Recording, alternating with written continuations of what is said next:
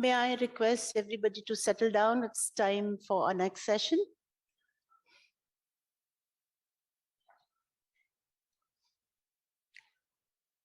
First edition, a book launch, Odissi and the Geeta Govinda. Ileana Citaristi in conversation with Arshiya Seth. Odissi and Geeta Govinda attempts to trace an overview of the different components which define the cultural landscape of the state of Orissa in relation to its history, religious cults, art, and literature, and to link the development of the various aspects to the role played along the centuries by Geeta Govinda poem in its different manifestations. From being an important component of the rituals performed in the Jagannath temple to becoming an essential part of the people's daily life and artistic expressions, this immortal poem has exercised its influence on the cultural scenario of the state from its early inception in the 12th century until the present times. Odissi and Chhau dancer, guru and choreographer, Ileana Citaristi, in conversation with Arshiya Seth, she will also launch the book. Dr. Ileana Citaristi is an Italian-born Odissi and Chhau dancer, guru and choreographer based in Bhubaneswar. She was conferred with the Padma Shri by the President of India in 2006 for her contribution to the Odissi dance. She has also choreographed for M.F. Hussein's Meenakshi, Tale of Three Cities, and Gautam Ghosh's Abhar Aranya. She is the author of 4 books, and this is her present book.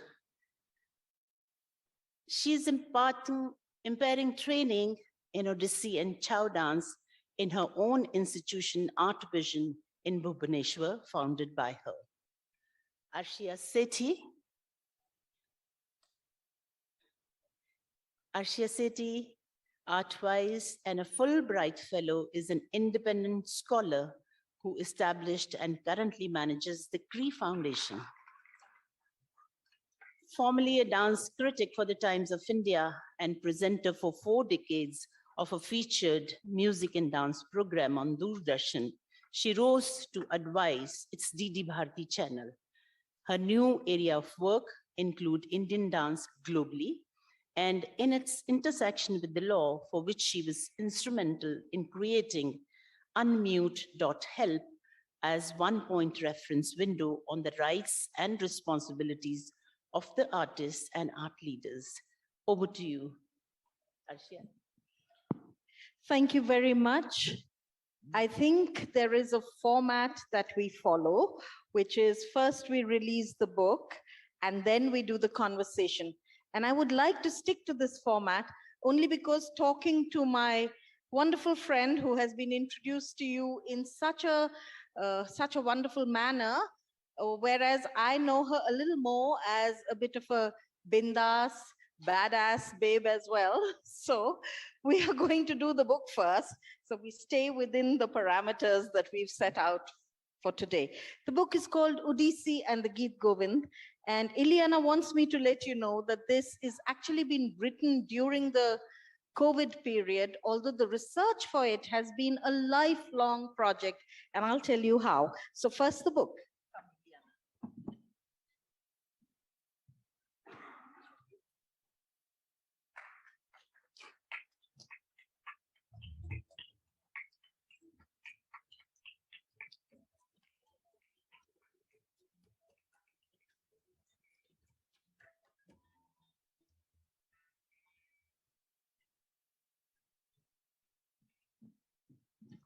So congratulations, Ileana. This is one of the books that she's written during COVID times. She's written another one, which is also available at the bookshop. Apart from that, her autobiography, which is what makes me call her the Bindas and Badass Babe. And then there is the book, which is a path-breaking book on her guru, Guru Kelucharan Mohapatra, that she has written. So I have never met any other dancer who's as prolific as you in creating works of dance and in writing your life and what you dance in books. So tell me, what is it that keeps you ticking at this pace? Thank you, Arshiya, and hello to everybody.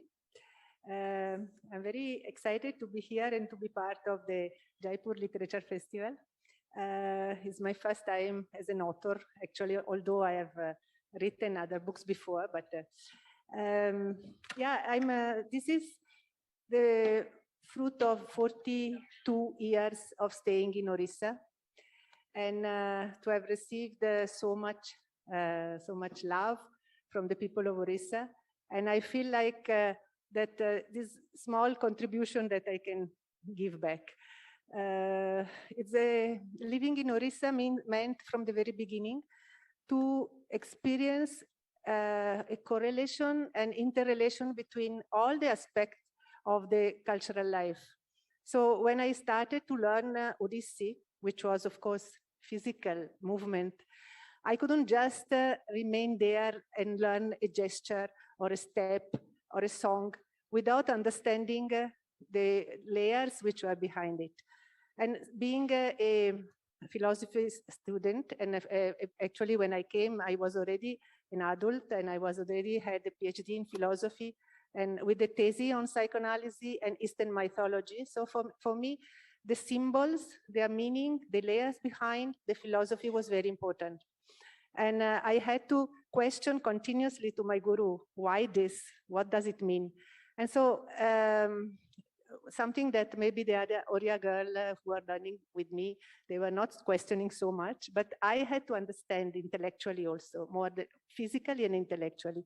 So they help the books to understand the Vaishnavism, the Vaishnava philosophy, the symbology of the Geeta Govinda, Radha, Krishna, which we are dealing with in dance, has been determinant, especially in the first years, and then of my training. And then I realized, of course, that the practical aspect and the performance, the training, the teaching, choreographing took a little bit the upper hand. So during this COVID and there is this lockdown, when I was constraining the house, and I took out all my books which were belonging to my beginning. And I realized that they were all underlined by me at that time. But in the course of time, 40 years are half of a lifetime. So I had a little bit distanced myself from the theoretic part. And I thought that actually the tendency of today students of dance also is to concentrate a lot on the practical part, or on the physical part of the dance. And so I thought that to compile a book in which the context in which this dance form derived and the correlation, interrelation with all the cultural aspect of Orissa, it would be helpful for them also. So this is how this book came through. So she will be dancing and showing a part of the practice that she talked about. But there are so many layers one deals with when you're getting into a culture. We tend to take things for granted. So every time I talk to Ileana, I come away richer on what, we should be doing as step 1, step 2, step 3. And I'm so happy to see that there are some dancers and many dance lovers present here. So it's going to be an interesting aspect for them to see how it happened. But really the first question I want to ask you, or let's say the next question I want to ask you, has nothing to do with the book per se, or maybe it does, but some years ago, those of you who've been following the news may remember that Ileana was in the news during the Rath Yatra festival.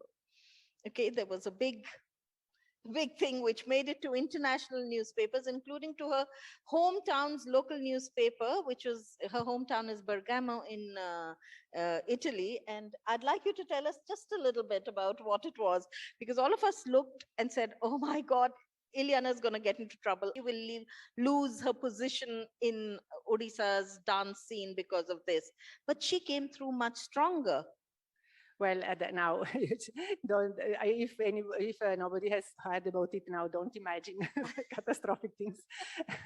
It's just an episode which it happened in 2013 in July, when at the end of the Rath Yatra, which is the major ritual related to Lord Jagannath, which is a cohesive point in Orissa. You can't do anything, you can't talk about anything of Orissa if you don't start from Jagannath and end with Lord Jagannath. So it was a Sunday morning, and the chariots of the Rath Yatra had just returned from in their return journey from the Gundicha temple, where they had spent 7 days. So they would be the idol, the gods would have been brought inside the temple the next day. So it was a pause, which was the Lord was resting a little bit outside the temple. So that morning I decided suddenly to take up my car and go, because the Lord comes outside the temple for us, because we cannot go inside. So it is actually, usually we can go and see from the terrace all the crowd which pull their chariots and maybe try to pull the rope also. But to go near him, it was an occasion, I don't know, I got inspired to go, and it was there on the chariot, just maybe waiting. And so when I went, I just do the queue. It was not many people. I just did the queue with like other people, and there is a small narrow staircase to go up to the chariot. And I was surrounded by all other Oriya people. And when I went up, there was a panda, one of the priests, which was there near the Lord. And when he saw me, he sort of make way for me to come near and to have the darsana and to try to touch it. And then he asked me for 1,000 rupees, just like this. And when I didn't even look at him, he realized that he was not going to get anything out of me. So he started suddenly to say, "Hey, America, America, America, America." So the people got all scared. There was a commotion on the top of the chariot. And it is a narrow space with all the people who are pressing me from behind to go near to the, and the other panda also, which was there, replied also, "America, America." And so I just had the opportunity to touch and to do my pranam. And so I thought it was better to go down from the other side and to move out of there, because commotion was starting. So when I reached down, I realized why this fella, no, sorry. Apart from saying America, America, he also pushed me back with his hands, and he tried to I was going to fall almost. I mean, very violently, and he was also very well-built panda, old but well-built. So when I went down, I said, I started to talk about myself, and I said, what right this person had to touch me like this and to push me back, to pull me back and all this thing. And somebody suggested, why don't you do a complaint? So it was Sunday morning. I said, nothing will happen. I complained, the office will be closed. It was 8 o'clock in the morning. And I did this complaint, and somehow within half an hour, I had all the media behind me and all the channels and all the things. So the things became a very huge news, which was flashed. The Padma Shri awardee, which was molested on the chariot of Lord Jagannath and all this thing, which also my brother in Italy rang me back the next day. What happened to you? I said, how did the news reach there? And the all things is that for the 1 week, I got so many messages of solidarity from the people who all were with me and say, how that fellow dared to do this to you. And this panda, and many people who are also telling similar stories, that panda who tried to extort money and all these things. And so the result of all this was that apart that, as she said, it could have become something else, but actually it was I received a lot of messages of solidarity and affection and support, and say, we are sorry that this happened. So again, more love and affection from the people. And then the government took a decision from that time onward that no more people will go up to the chariot. And some new regulation came up, and some regulation regarding the behavior of the panda also. So it was seeming as if I was an instrument, a sort of, to provoke some changes which were required, and maybe Jagannath took this opportunity through me to Ileana's dedication to Jagannath is legendary. I mean, every year Rath Yatra, she's christening with a strange devotion, a determination to offer something at his feet. And I take this book actually as a reference point of her new offering to Lord Jagannath, because truly the Geet Govind, which is the central thread that she pulls through this book, has an impact on every aspect of the Odissan Vaishnav mind. You find not just this tremendous architectural, splendorous temple, you find a whole complex of rituals that are part of it, a whole complex of rituals that were once performed by the Maharis, the female sebakas, the fixed categories of servitors to Lord Jagannath.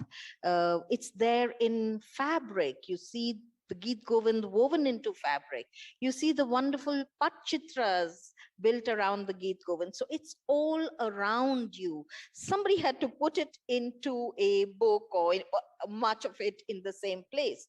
So since I have referred to the Maharis, who were the servitors, dedicated specialists, you were very close to one Mahari. Would you like to talk a little bit about that? Yeah, actually, Mahari is the term with which we refer to the Devadasi, or the temple dancers in Orissa.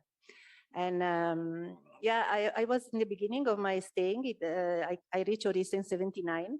So that was my first research on the Mahari. But it was a research which was nice, because it was not a book research, but I was sort of adopted by one of them. At that time, still 3 or 4 were alive. And Arapriya Devi, one of them, which her name was also Dunguriappa, took me under. She saw actually one of my dance in television of one song, Brajoku Choro Asichi, which is a very beautiful lullaby, which the mother Jasoda tells to the Krishna, but can be the mother with the child. Speak loudly. And that is one song which the Mahari used is one of the Mahari songs which they used to enact and dance and sing on the boat in the Chandan Jatra.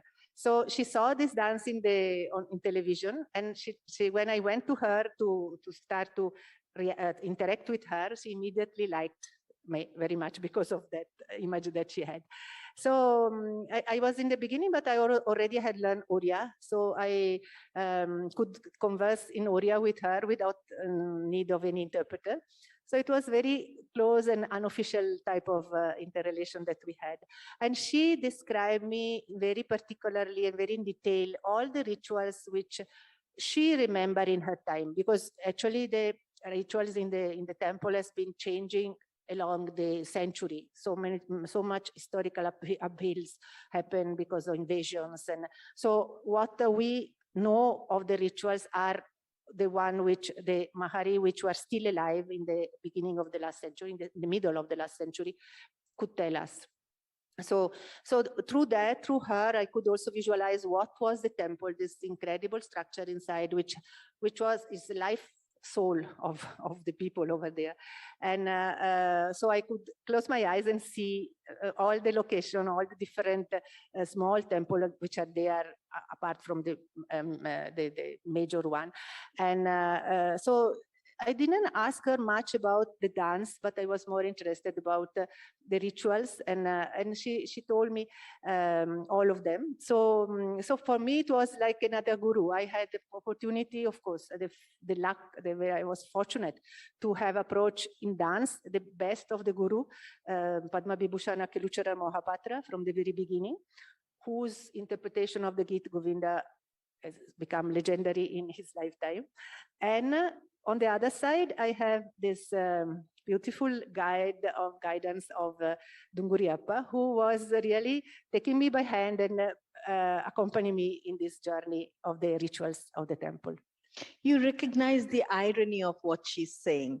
She's not allowed to go into the temple because she's a foreigner. So she's always watching it through somebody else's eyes, which is why that moment on the Rath was so important for her, because it was as if the Lord had come outside and that one moment was available for her.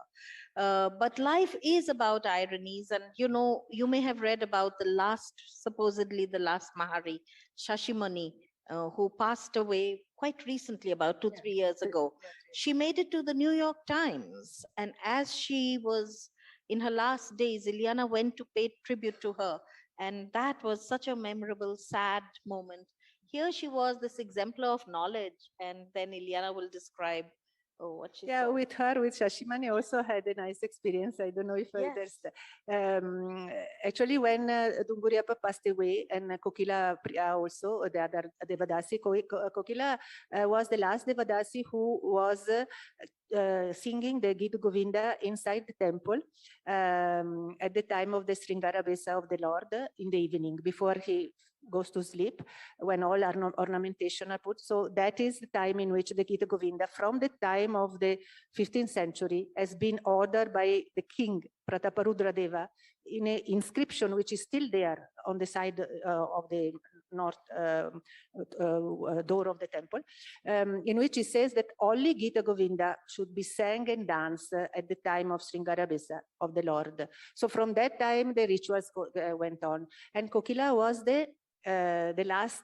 Mahari who, after her, because only the Mahari who were belonging to the inner category, Bittere Gahani they are called, could go on the, not inside the Sanctum Sanctorum, but on the doorstep of the Sanctum Sanctorum. So the other, they were dancing in the morning, due to Sakala Dhupa. They were not allowed to go so near to the Lord. So the Bittere Gahani only could go. And Kokila was one belonging to that. So after her death, nobody could continue to sing the Geeta Govinda.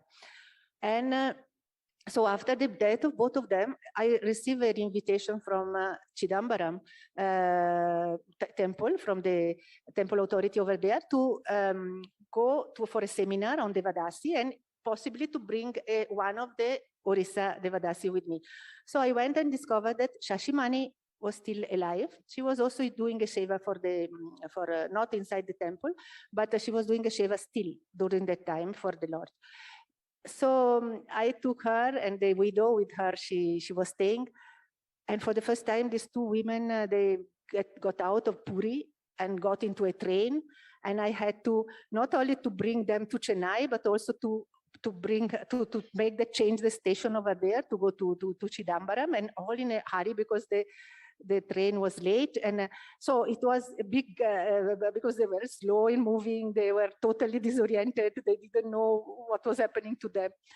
But when we reached there, and Shashimani started to take out her red lal sari and put kajal in her eyes and big bindi here, and demonstrated during my talk on them. She started to revival for her.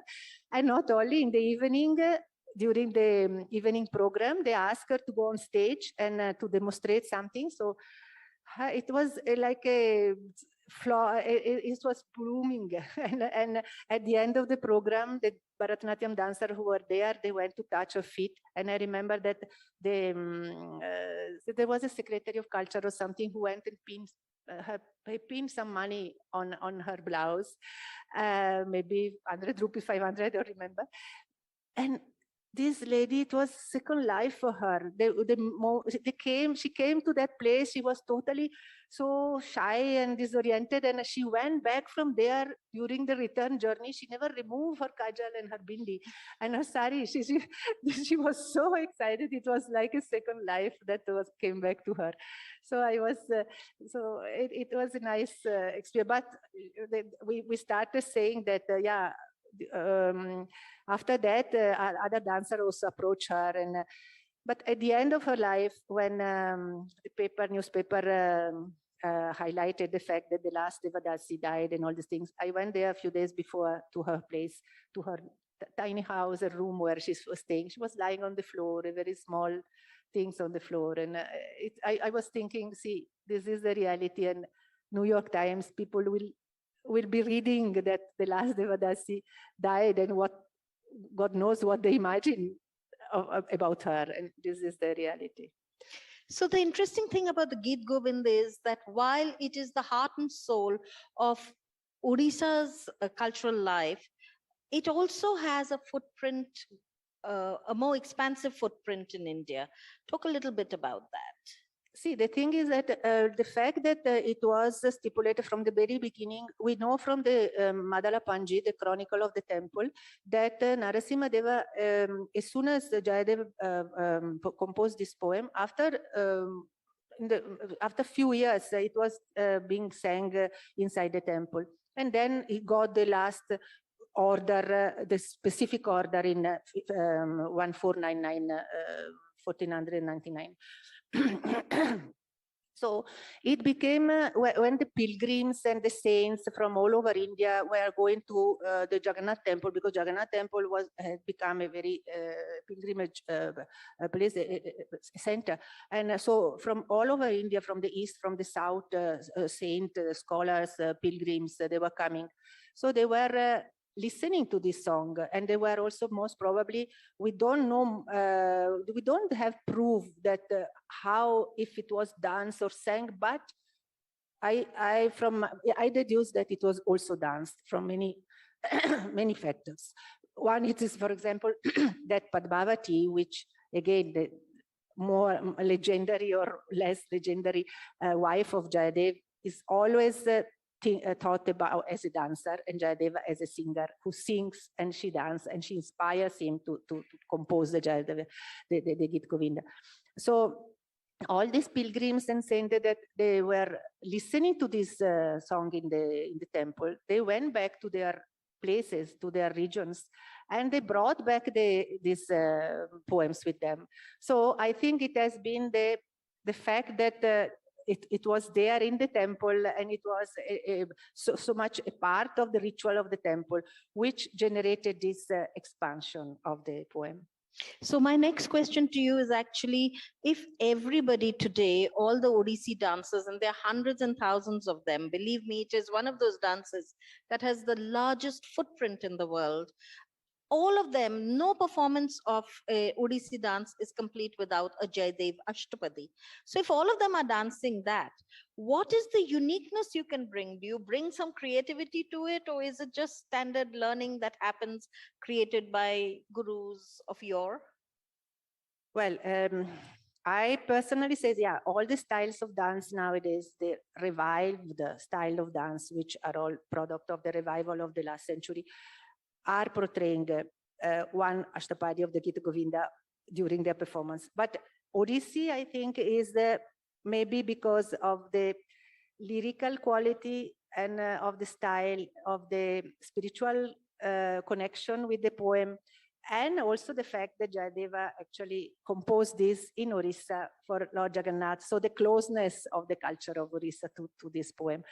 So maybe it is it's just almost synonymous, Odissi and Geeta Govinda. Actually, everybody would expect in an Odissi performance that one Ashtapadi would be sang, will be performed. So yeah, the fact that there are many compositions on the same Ashtapadi, how what is differing between one and the other. See, the poetry in itself is always suggestive, and each word of a poetry has so many interpretations, so many meaning.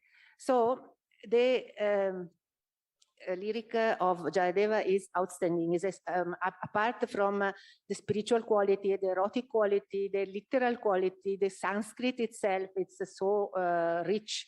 And so it inspires, it gives if you read in between the lines, it gives you the scope to expand whatever the poet is suggesting. So, for example, I'll give you an example. So, let's take the one Astapadi in which Yahi Madhava Yahi Kesava Mahabada Kaitaba Vadam. So in her feverish imagination, Radha has been waiting for Krishna the entire night. He has seen him with the other girls in the very beginning of the poem. That is how the poem is starting. And in the early morning, final Krishna comes, and she sees marks on his body, which are telling that he has spent the night with another woman. So she says, see what you, there is a black spot on your lips, or there are marks on your chest, and go away. Don't tell your lies to me. I know where you have been. You go back to that lady. She will ease your despair. She will satisfy you again. Why you have come to me? Don't tell lies to me. But which lies? The poem is not mentioning that Krishna's reply is not there. So there is the creativity of the choreographer. So what is Krishna's reply? So, and there we have again to refer to we can refer to the literature of Oriya poets, which have from Jayadeva onward wrote a lot of songs, a lot of poems, a lot of Raslila related to the Radha Krishna theme. And we know that, for example, some of the answers are, oh, this one, no, I went to choose blueberries and why the juice remain on my, and then there is some blood. Oh, no, I was teaching a song to the parrots, and the parrots were excited. He exchanged my lips for a fruit, and he bited me. And what about this scratch on your body? Oh, this one, no, I went for your ear. I was searching for a certain flower. This flower was there in the among the thorns. So while collecting the flowers, the thorns I scratched my body. So this is not there in the Jayadeva poem, but in the dance. But again, we have to amplify, not going outside the basic sthai bhava of the song. So it should not become a comic, because the bhav is Karuna Rasa is a Kandita Naika she's feeling okay, I have an idea. I think you should demonstrate something now. Okay, so I will take another example and maybe a little bit explain to you before demonstrating another song, another prabandha.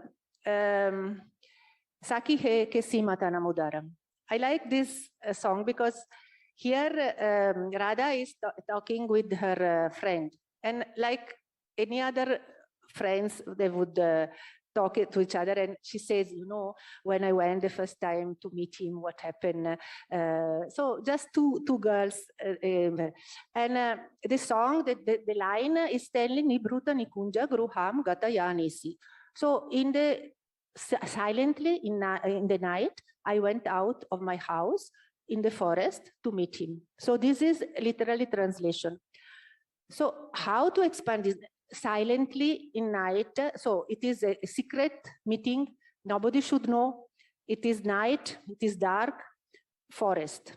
So these are the hints. So the hints means then you can expand, because the girl says, you know, I tried to go, I was going out of the house and suddenly I realized that my mother-in-law and my father-in-law were there. So how to get out? So I have to remove my gungur because it will noise, switch off the lamp. And then finally I realized that they are sleeping, so I could get out. But then first I had to choose a sari also, which would not be too bright, because otherwise in the night they will see me. And then while going, I saw somebody coming, so I had to hide myself in the. So all this she's imagining. There is nothing written in the sloka.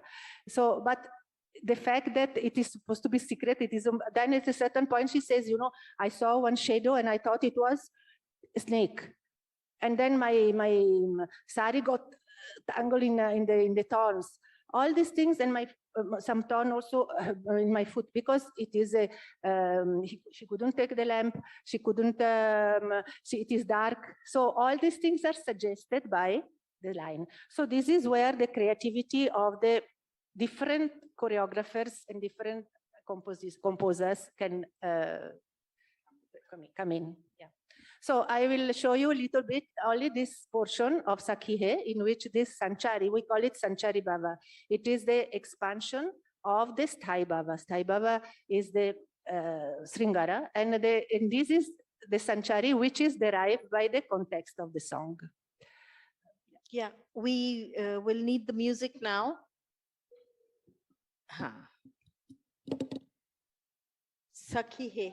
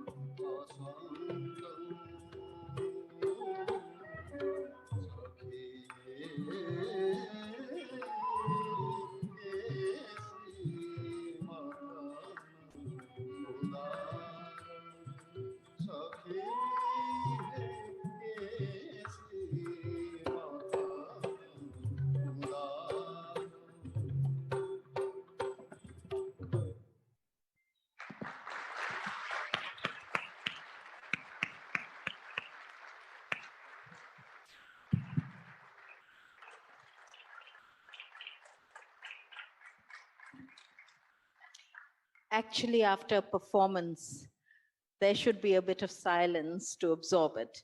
But we have just a few minutes left with Ileana, and so I would like to open it to questions in case anybody wants to ask about the process by which this beautiful kavya, which has been called like an epilet, you know, this long poem, which has 24 cantos to it, and it is erotic and sensual and spiritual all at the same time.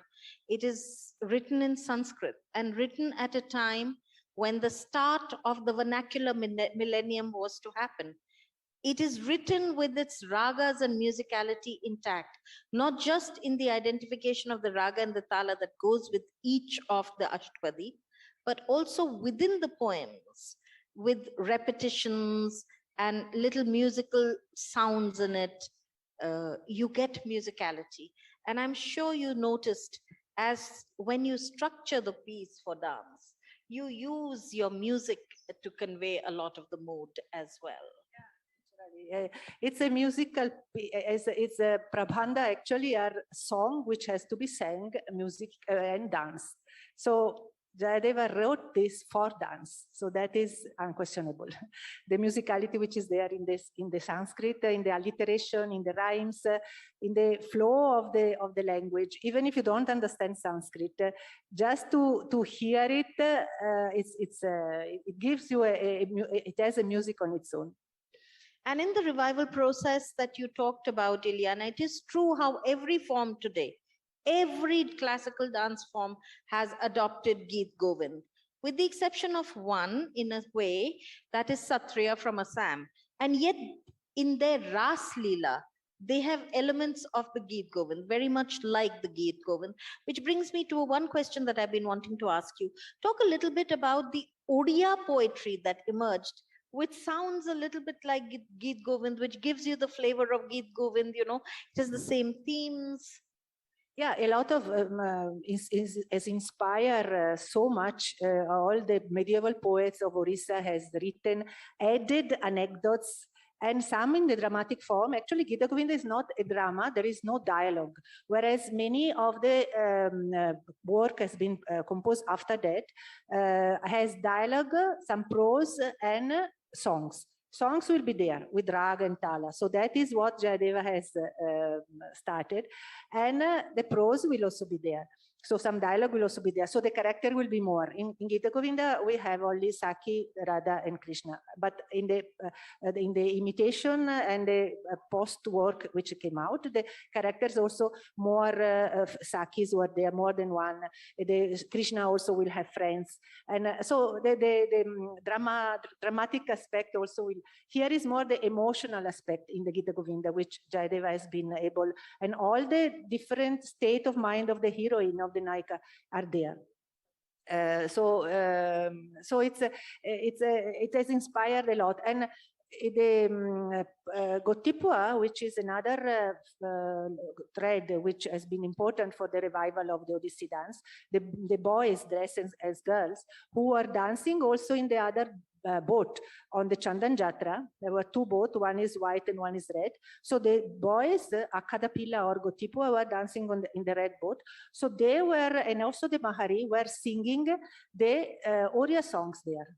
So the Oriya songs of the Vaishnava period from the 15th century onward, they became part also of the ritual of Lord Jagannath. But in the temple, Inside the temple, only Geeta Govinda. So it's really remarkable how every aspect of Odia life is touched by this. It had a great theatre movement. And in the theatre movement were born many leaders of the form, including Ileana's own guru. Yeah, all the pioneers of the revival of this dance, actually, they come from Ras Leela and theatre. There was no dance separated as a form, but dance was included in the drama of the beginning of the last century, 30s and 50s of the last century. And after that, after independence, it started to become a performing art on its own. So became the Odissi dance. So it's interesting that it was in these Ras Leela theatre troupes of Odisha that not only did Guru Kelucharan Mohapatra dance, but also he found his wife, Lakshmi Priya, as the first woman who danced Geeta Govinda from a non-Mahari background. Yeah, not Geeta Govinda, but who danced on stage, not being from the Mahari background. And people discovered that there was a dance which was not only the Gotipua or the Mahari, but could also be performed by a women, which is not belonging to these categories. So all these details and many more you find in the book, which I understand is available at the bookshop here, along with the other books that Ileana has written, which I referred to, where the making of a guru, which is the biography of a guru, is really a path-breaking work and an inspiration for all of us who try and write biographies about great people in the arts. To have an inside view, to have done the research of archives, epigraphic research, to have done research of the Madala Panji, which is a temple records which describes so many things. All of this has gone into put together this book. I hope you will pick it up. Ileana will be available for some signings in case you do at the bookshop. Is it? Okay, if you've got your book, she can sign it right away, otherwise at the bookshop. So thank you, Ileana, for sharing your interesting life and how you wrote this book with all of us. Thank you all for joining in. I'm sorry we've run out of time now, so we can't take up any questions. And for the magnificent dancing, a special round of applause. Thank you so much. Thank you, Arshiya. Thank you. Thank you, Arshiya Sethi, for doing my job. She has told you, get your book signed. But thank you, Ileana Citaristi and Arshiya Sethi ji, one more time for this beautiful session and lovely performance. Thank you.